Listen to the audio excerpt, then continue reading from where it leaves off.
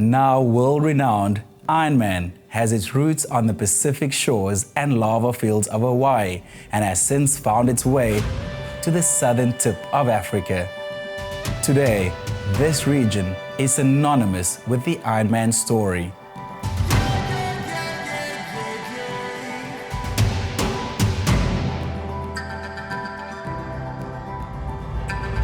Welcome to Beyond the Bay, a journey through Nelson Mandela Bay, where pristine beaches meet untouched wilderness and where the vibrant pulse of a region rich in arts and culture dances with the spirit of the Big Seven.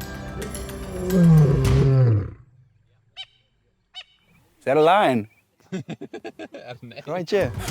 This bay isn't just my home, it's my sanctuary. A place that saw a young boy transform into an Ironman. Battling cancer at 26 didn't just test my resolve, it deepened my connection to these lands. As we embark on this journey together, our first adventure takes us into the heart and soul of Nelson Mandela Bay, through its magnificent waters and across its pristine blue flag beaches. This episode is a tribute to the Ironman swim discipline, a discipline that challenges and exhilarates in equal measure. Welcome to Hobie Beach in Nelson Mandela Bay, the swim venue of the Isuzu Ironman African Championship. I'm here to meet a friend and mentor and someone who taught me to swim in these very waters. Let's meet Bruce Campbell.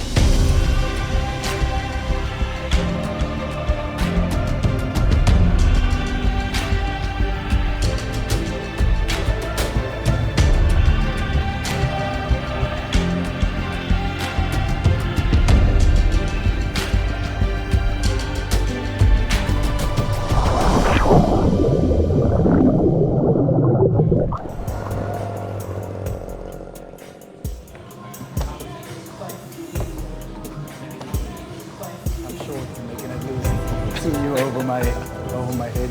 So check these lifesavers. This is old school. You were saying earlier, this is Jody Smith's boy. Yeah, he's one of South Africa's best surfers. He's on the world tour at the moment. He's actually in Australia. Is he competing? Bruce, I've known you for a number of years now, but actually I'm intrigued. Like, what is your story? Where does Bruce Campbell come from? I was born into a lovely, caring family. My parents were both teachers. And I have 3 brothers, so 4 boys. It was quite a wild family, as you can imagine. Competitive household. Competitive, yeah. We used to fight amongst each other a lot and also compete against each other a lot. And when I was 6 years old, I got diagnosed with a very rare virus called Guillain-Barré syndrome, which rendered me completely paralyzed. I had to have an emergency tracheotomy where a ventilator breathed for me, and then I left hospital in a wheelchair, told I would never walk again. And then slowly but surely, my dad taught me how to swim, and I basically learned how to swim before I learned how to walk. And then eventually my body started developing while I was swimming, and then I pretty much started walking and running, and my dad got me my first bicycle, and this is about a year and a half down the line. And then I was pretty much you couldn't stop me from then. What were your teenage years like then? Once I got into high school, I had quite a successful time in like school sports, you know. Made national teams for water polo, swimming, life-saving, surfing. You can see a trend there of lots of water sports. And then I started studying sports science here in Nelson Mandela Bay. And through my studies, I found this wonderful sport called triathlon. How did your journey to Ironman begin from there? I think I was about 23, 24 years old. And I really started to actually doing some proper training for it. And after doing a couple of local events here, I think the obvious step is just going to do, you know, what the fabled Ironman distance, and or at least I started with the half Ironman.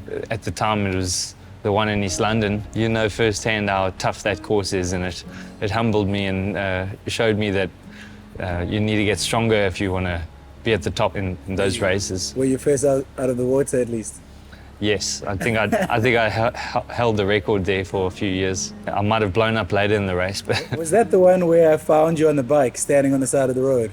I'm pretty sure that's the one, yeah. It must have been one of my first times where I had like really, really severe symptoms in my body where like I just experienced so much pain that my body almost felt like I couldn't move anymore. But can you take me back a bit and explain what that journey was and explain the ultimate diagnosis that you received? Jeez, it took 10 years. At the time when I was experiencing these symptoms, they started off just as like severe, what I would call muscle cramps. Slowly but surely it was becoming more and more debilitating, and it would last longer. And then they were also, over the years, becoming more frequent. And I mean, it was becoming quite frightening, because I actually started to think that maybe it was my early condition coming back to me, the Guillain-Barré. And must have been I was fearful of that. I was so petrified that I was going to be paralyzed again. So I was really going to see so many doctors and specialists all over.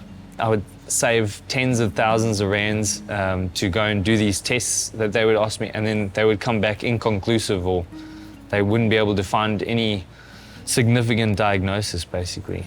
So when did you start getting to the bottom of it? When I was 28, 29, I was actually a teacher at a school, and there was a kid in my class whose dad was a doctor, and eventually he was the one who actually did some genetic testing and found that I have a adult onset Pompe disease. Can you tell me what Pompe's disease is actually? So Pompe disease is a glycogen storage disease, and basically glycogen fuels your entire body, and I'm missing the enzyme that breaks it down. You know, without that enzyme, my body, to get fueled, is pretty much tearing apart my muscles. And what was it like having to tell that first family member? How did that go? Yeah, it was very scary. I mean, it sounded like I had like my last few months, my last few years or something. That was very challenging to hear. I slowly started to tell my family and my friends. Sorry, yeah. My family members, they were also super shocked, and because I seemed so fit and healthy, and then now I've been told that I have a second completely rare disease that is going to pretty much, they were saying, is going to cripple me, you know, and take me down. I remember that you met someone from a rare disease non-profit. Did they sort of set you on the path to where you are today? They gave you hope, they helped you along? My cousin, he put me in touch with a lady from a rare disease non-profit organization, and she phoned me and spent about an hour on the phone explaining how her child has infantile or baby onset Pompe disease, and that he's on treatment, and this treatment would definitely help me, and it just gave me a lot more hope and a lot more faith that I can still function. And the next process was actually getting onto this treatment, which is the bi-monthly infusion I get every 2 weeks. It's 28 vials that I have to mix myself, because if one vial is ever messed up, it can taint the whole medication process, and they are so expensive, and basically the same medication that saves my life can also kill me, you know. So it's I have to be so delicate. It takes me about 2 hours to mix the medication, and then a nurse comes the next morning and she cannulates my vein, and then I have to sit there for about 6 hours every 2 weeks. And I used to kind of beat myself up and, you know, get down about it, but now as soon as I literally pull that needle out of my arm, I come straight to the ocean. Whatever it is inside this ocean has like almost healing powers to me, and I walk out like I've hit a reset button, ready to take on the rest of my day and act as if I'm living a normal day like every other normal person, you know.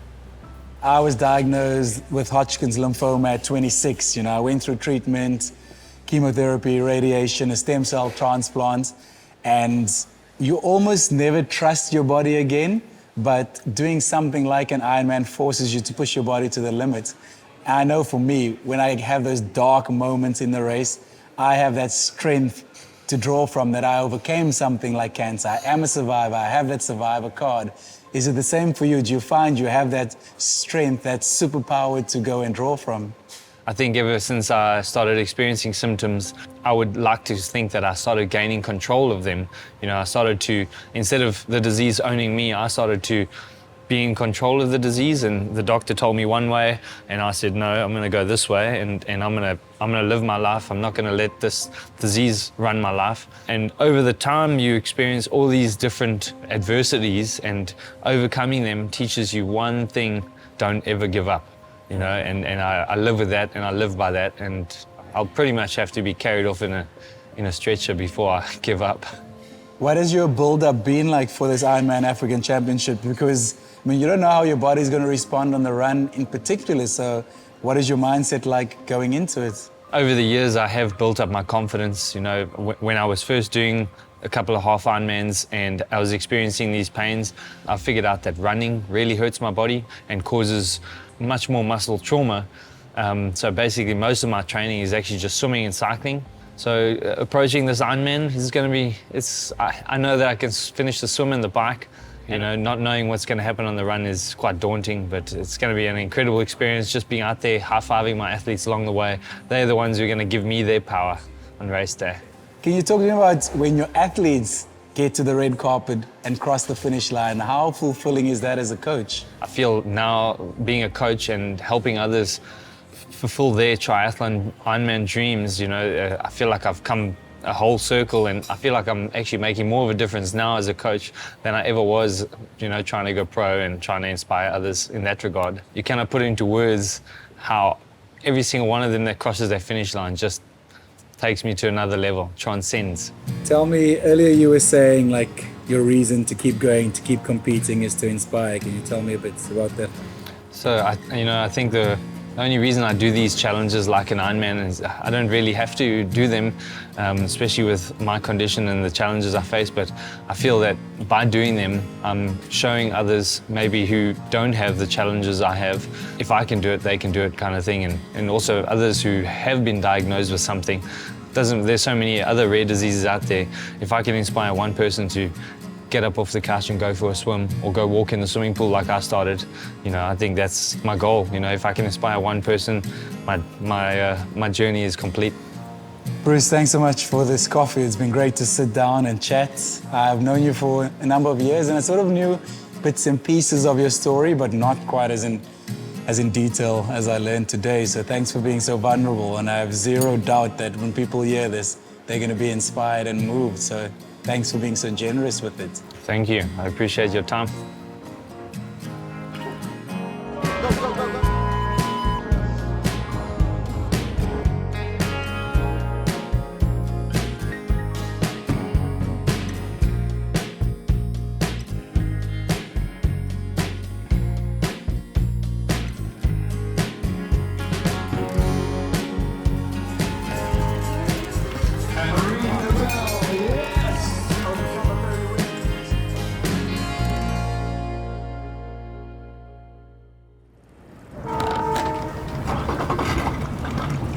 Next, we're about to embark on an adventure that truly sets Nelson Mandela Bay apart as a global tourism treasure.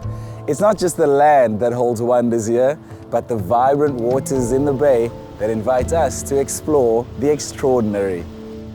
Today's ocean adventure is made even more special as I'm joined by my friend Jabu Mpengesi. Jabu is a trailblazer in triathlon in Nelson Mandela Bay for people of color, and is this year's run director at the Isuzu Ironman African Championship. Jabu, what a way to spend the day, eh? Look at where we are now. We're gonna go find some whales, go find some dolphins. Have you been on a boat before? First time ever, boss.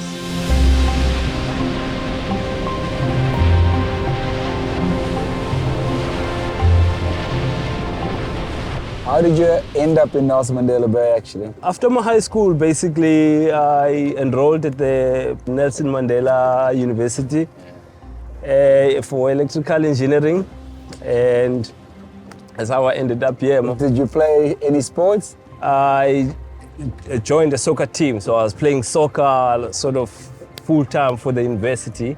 But then what used to happen during the exam time, especially, everybody sort of hibernates. So I started running by myself so I can keep the exercise and the training going by myself.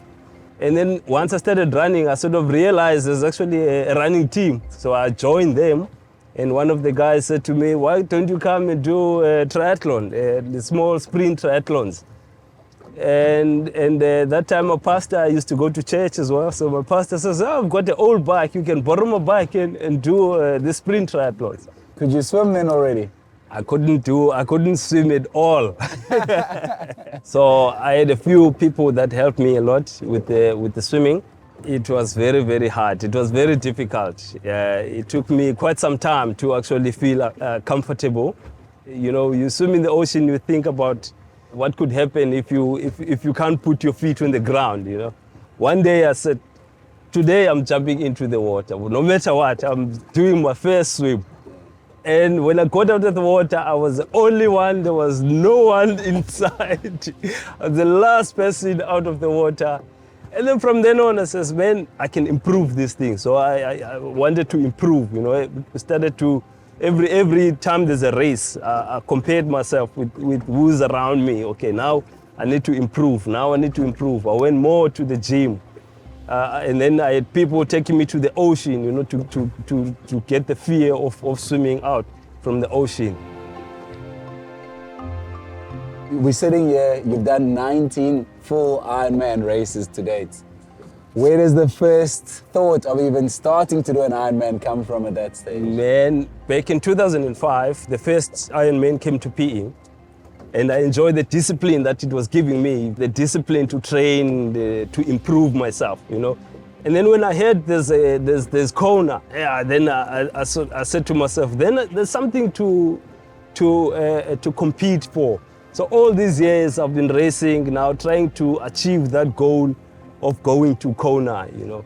For you to go from a triathlon, not being able to swim, coming out of the water, your bike is the last bike in transition, you're the last out of the water, to years later being one of the first people of color from Africa to qualify for the World Championships in Hawaii, in Kona. I get goosebumps just thinking of that journey. Man, in 2022, when we went to Kona, one guy came up to me and says, he just want to take a photo with me. He's never seen a black person from Africa taking part in Ironman. So I think it's something that still needs to change as time goes by. But I was really grateful to be there. I was really grateful that I can you know, lead the way, show the other guys that it is possible. I think the Ironman slogan that says anything is possible, it's true. You know, I think I've taken that into my thinking as well. I think when I see myself being able to overcome my fear of swimming, you know, going to Kona, competing in Ironman races, then it has changed my mentality, and I started to believe that anything in life is possible. And I've taken that into other parts of my life as well. You know, work, everything that I'm doing, I've got that mentality that says anything is possible. Thank you for joining us and sharing your story and inspiring many. I think we got a long way to go, and you are one of the trailblazers who keep pushing, so we have to say thank you to you. Thank you. Thanks for this opportunity.